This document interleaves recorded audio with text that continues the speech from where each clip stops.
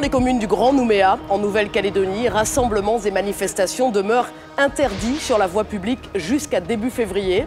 Objectif, éviter une résurgence des émeutes de mai dernier, éviter aussi d'empirer une situation économique déjà catastrophique. Bonjour à tous, bienvenue dans ce nouveau numéro de C'est pas si loin sur France 5. À vos côtés, vous le savez, au quotidien, pour décrypter les réalités et actualités ultramarines. Aujourd'hui, la Nouvelle-Calédonie et cette crise économique absolument sans précédent. Reportage à suivre. C'est un archipel d'un peu plus de 260 000 habitants qui vit un véritable cataclysme. En Nouvelle-Calédonie, la situation économique déjà critique s'est très largement dégradée depuis les émeutes de mai dernier. Des violences inédites en 40 ans et qui ont profondément secoué le territoire. Barrages, pillages et même des affrontements mortels, 14 morts.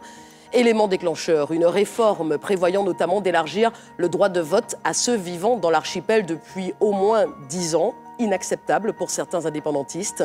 Et qui dit violence, dit souvent dégradations en cascade. Des entreprises ont été détruites, brûlées, des milliers d'emplois perdus. Le chômage partiel spécifique à ces émeutes a même dû être prolongé jusqu'à fin mars 2025. Mais pas sûr que cela suffise à aider la Calédonie à se relever. On va bien sûr en parler dans un instant avec nos invités. Samuel Goro-Ouna, économiste et enseignant à l'Université de Nouvelle-Calédonie, et Mim Sidélé, présidente du MEDEF de Nouvelle-Calédonie.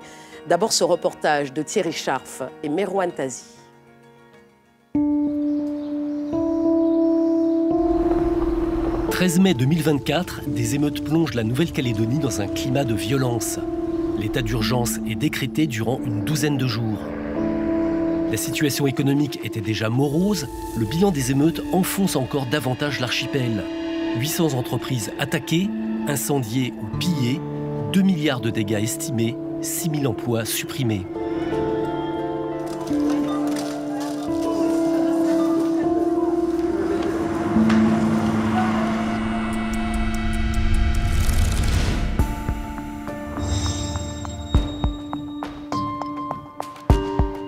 Christian et Suzanne étaient gérants d'un bowling à Nouméa. 8 mois après l'incendie qui a complètement ravagé leur établissement, ils sont de retour sur les lieux. Voilà, c'est ce qui reste du bowling qui a été démonté, la semaine dernière. Donc il reste une belle dalle. Oh, il y a une bonbonne de gaz là-bas. Ouais, il y a une bonbonne de gaz là et une autre au bas. Faut pas trop traîner, ça peut péter. Hein. Ouais, ça peut péter, on va y aller. Aujourd'hui, quand on voit ce qui reste, voilà, ça fait bizarre. Voilà, c'est quelque chose, c'est un pincement. Christian et Suzanne sont arrivés sur l'île il y a 13 ans, avec dans leur bagage tout un équipement de bowling, démonté en hexagone et qu'ils ont réinstallé ici. Le premier bowling de Nouméa, une affaire florissante. Cet endroit représentait tout. Voilà. Notre vie était là. On est en train de vivre un deuil de 18 années de vie, de 18 ans de sacrifice, deuil d'avoir un lieu où les gens pouvaient se rencontrer, rigoler ensemble, partager des choses, sans aucune amertume ni revendication à faire, parce qu'il n'y avait pas de revendication au bowling. Le 16 mai, ça a été un clap de fin pour nous. Christian et Suzanne viennent d'être indemnisés par l'assurance. Une chance. On estime aujourd'hui que seulement 18% des sommes dues aux victimes ont été versées. L'économie, elle a pas redémarré. Et pour qu'un centre de loisirs comme le bowling, avec toutes les infrastructures que ça demande, il faut qu'il y ait une économie déjà en place. Si on n'a pas de solution, on sera forcé de partir. Comme malheureusement, beaucoup de gens qui ont perdu leur emploi ou leur entreprise partent. Et à contre-cœur. Et à contre-cœur. Plus de 6 000 résidents auraient quitté la Nouvelle-Calédonie depuis le début de l'année dernière. Une fuite de compétences fragilisant encore davantage le territoire.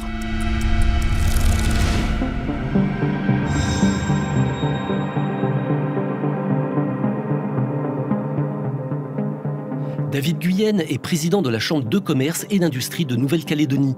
Son bilan de la situation économique de l'île est sans appel. Aujourd'hui, l'économie est dans un état catastrophique. Pourquoi ? Parce que, évidemment, les destructions de 800 entreprises ont engendré une perte de l'outil productif de la Nouvelle-Calédonie Et donc, on n'arrive pas à redémarrer.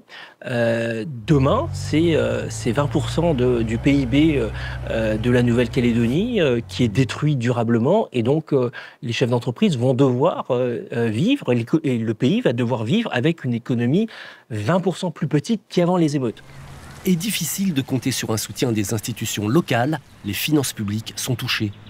La Nouvelle-Calédonie, dans ses institutions, est ruinée. Le gouvernement de la Nouvelle-Calédonie est ruiné. Les provinces sont ruinées. Les collectivités, les municipalités sont potentiellement ruinées parce qu'il n'y a pas de rentrée fiscale. La Nouvelle-Calédonie est revenue 20 ans, 30 ans en arrière. Donc avec encore beaucoup de travail à faire.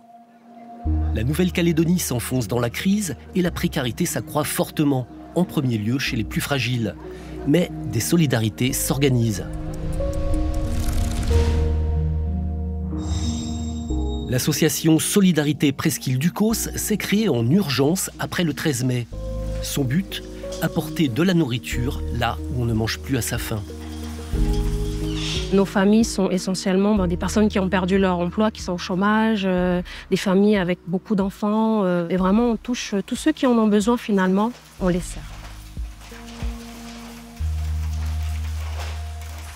Je pense qu'il y avait déjà des familles qui vivaient dans la précarité avant le 13 mai. Ça, c'est une réalité. Ça a juste mis en lumière, finalement, le 13 mai, les familles qui étaient déjà dans le besoin. Et puis, oui, il y a des nouvelles familles qui ont perdu leur travail. Il y a des familles, c'est les deux parents qui ont perdu leur travail, plus de travail du tout. Et pour nourrir les enfants, c'est compliqué. Et je pense que ça va aller en s'augmentant. Pour les 4 familles, c'est ça. On est toujours en suspens, en fait, au point d'interrogation face à la situation. Et c'est vrai que nous, on est là en première ligne, en fait, pour répondre à l'urgence. Il faut plus se souhaiter, et surtout en bonne santé pour la vie des enfants. Et on a vraiment eu un élan de solidarité. Il n'y en a pas assez, il en faut encore. Il faut mettre la main à la pâte et puis il faut le faire, quoi. Principale richesse de la Nouvelle-Calédonie, le nickel. Jusqu'à cet été, le secteur employait un salarié sur 4 dans l'île.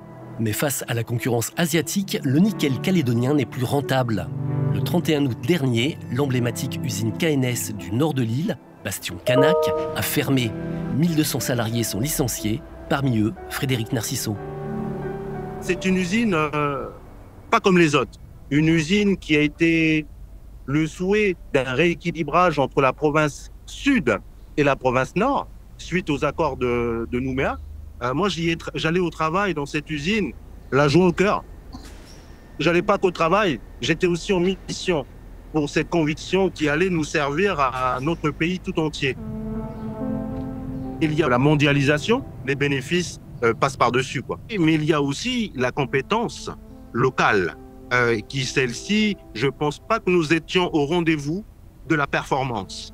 Et malheureusement, comme vous le savez, aujourd'hui, ça se finit par en queue de poisson, là, tout s'arrête. Et on a 1200 personnes qui ont été licenciées, mais qui impactent une province tout entière. Les employés de KNS espèrent malgré tout qu'un repreneur relance l'usine. Mais il faudra sans doute en passer par une profonde restructuration. L'économie calédonienne en dépend. Allez, on va plus loin avec nos invités. Je commence avec vous, Mim Sideli. Bonjour, vous êtes la présidente du MEDEF de Nouvelle-Calédonie. On a entendu le président de la CCI, la Chambre de commerce et d'industrie, parler d'un gouvernement ruiné. Le mot est extrêmement fort. Est-ce que c'en est à ce point ?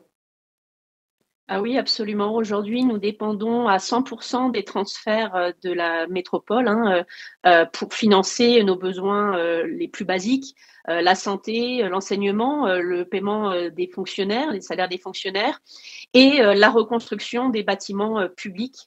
Donc, nous sommes extrêmement dépendants. Est-ce que vous avez vu venir l'ampleur de cette crise économique au MEDEF ?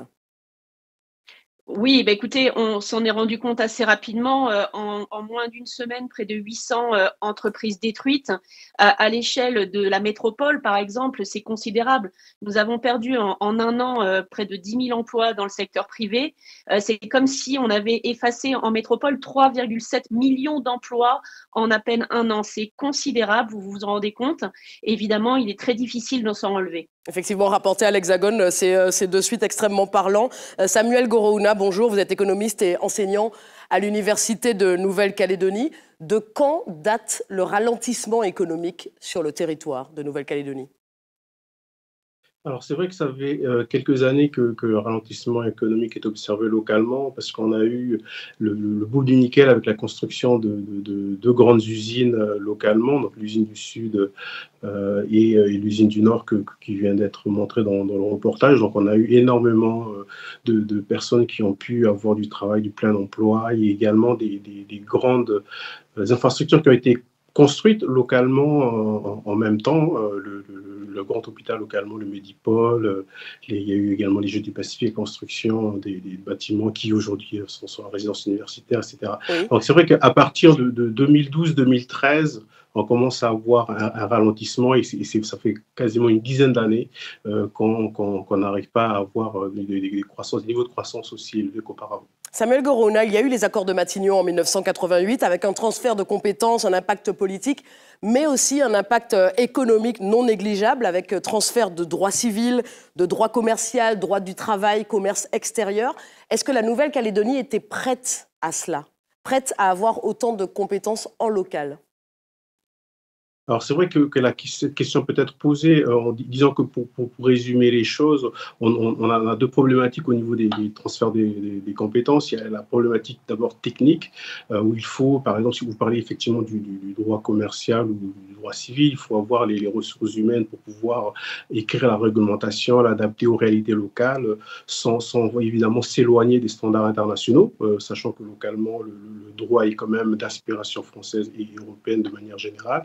Et puis, il y a l'aspect financier, la capacité à exercer, à financer l'exercice de ces compétences est une question qui se pose également. Et c'est vrai que l'État a accompagné le transfert des compétences. Si on prend l'exemple du transfert de l'enseignement et notamment l'enseignement secondaire, l'État a accompagné en continuant de financer les professeurs, les établissements, etc. Et c'est ce qui a permis d'avoir le transfert de cette compétence en Nouvelle-Calédonie. Mimsi Délé, j'aimerais avoir votre avis sur cette même question. Est-ce que la Calédonie était prête pour autant de compétences en local?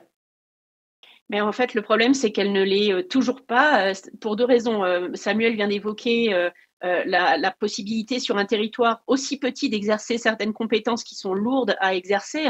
La mise à jour, par exemple, du droit des assurances, du droit du commerce sont des compétences lourdes, mais également le coût de nos institutions. Un des gros bilans des accords de Nouméa, c'est que la Nouvelle-Calédonie ne peut plus financer les institutions qui ont été créées et toute la fonction publique qui est associée. Et donc, ces dépenses sont aujourd'hui insoutenables pour le monde économique notamment et les salariés du privé. Et ça a considérablement réduit la compétitivité de notre économie. Et c'est vrai que depuis 10 ans, on en vit au quotidien les effets avec des augmentations de prix, une vie qui est de plus en plus chère parce que les entreprises n'arrivent plus à faire face aux charges qui pèsent sur elles. Mais à vous entendre tous les deux, on se dit, il faut quoi? Il faut revenir en arrière? Non, il faut réformer. Il faut réformer, on est tous d'accord sur ça. C'est pas un retour en arrière, c'est pouvoir analyser la situation qui est actuellement celle de la Nouvelle-Calédonie, qui a un gros potentiel, ça on en est convaincu, mais il faut pouvoir aussi dire que nous ne sommes pas en capacité sur un territoire de cette taille de financer des institutions aussi lourdes. Et l'économie elle-même doit également se réformer. On l'a vu, ces émeutes ont mis à jour les grandes fragilités d'un certain nombre de nos secteurs qui sont sous-développés. On a une économie qui est centralisée sur le nickel. Il faut maintenant faire mieux dans d'autres domaines d'activité. Très bien. Restez avec nous tous les deux. On va poursuivre évidemment cet échange. Comme souvent sur la planète, la Nouvelle-Calédonie est un territoire sur lequel existent beaucoup de disparités, d'inégalités. Certaines populations sont bien plus concernées que d'autres par la pauvreté et le chômage. On va tenter de comprendre pourquoi. D'abord, voici ce que disent les chiffres. Regardez.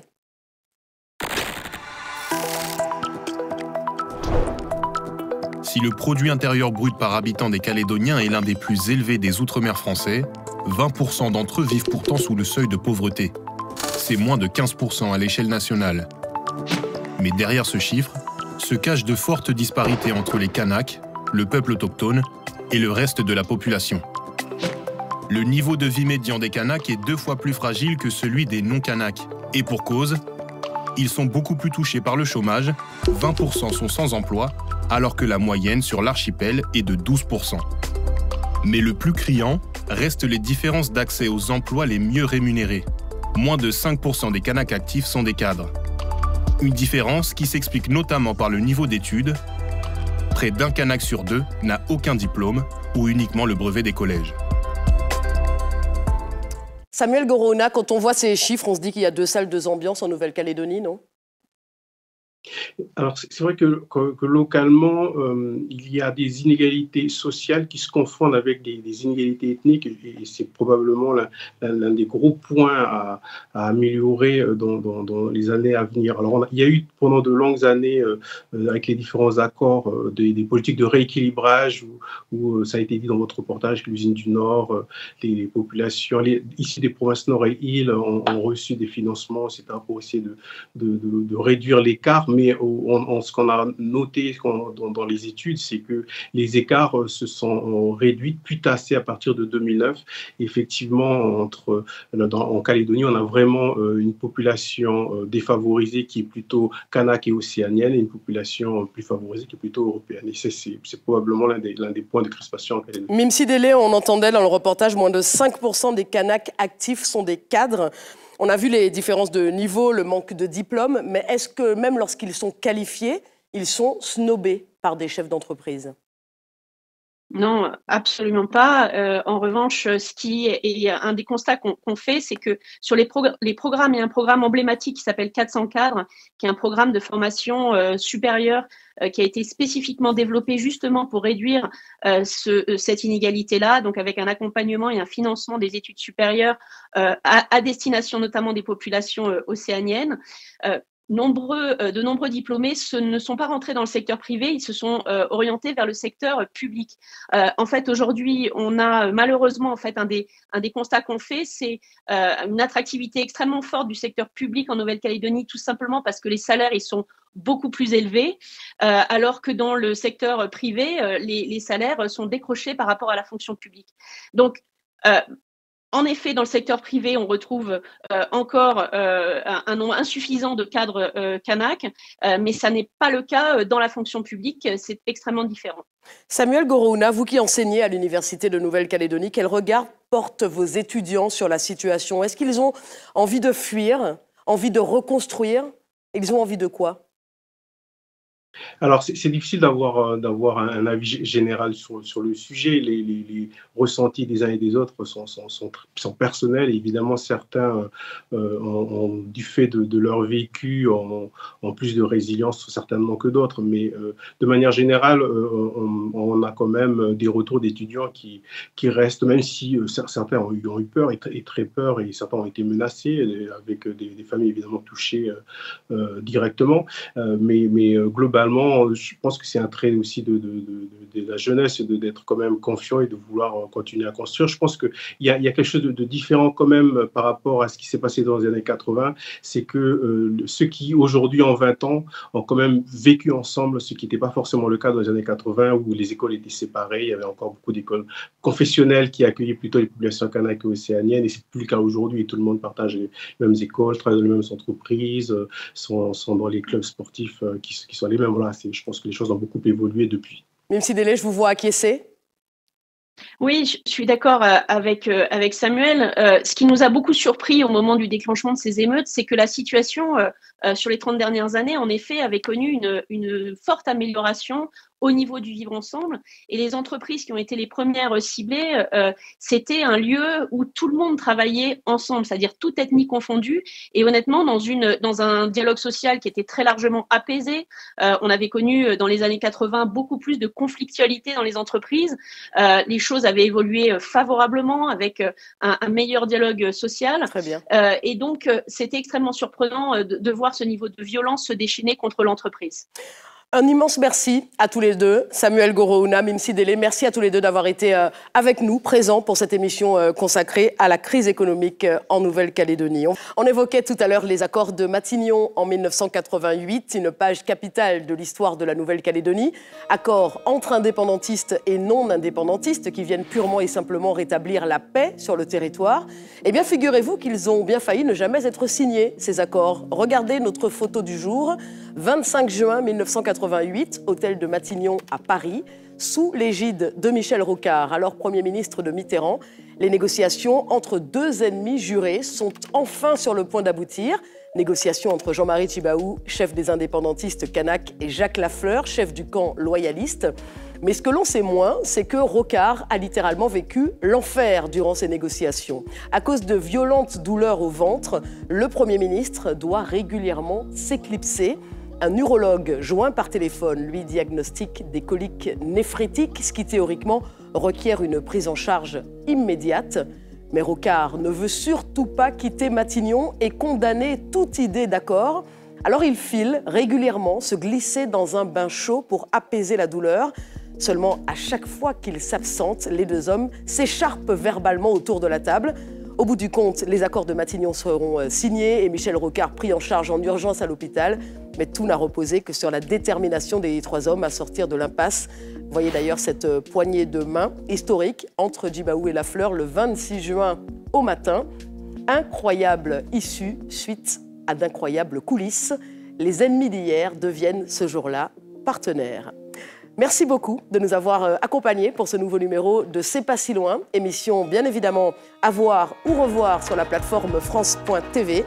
J'aurai l'immense plaisir de vous retrouver demain, même lieu, même heure. Très belle fin de journée sur France Télévisions. À demain.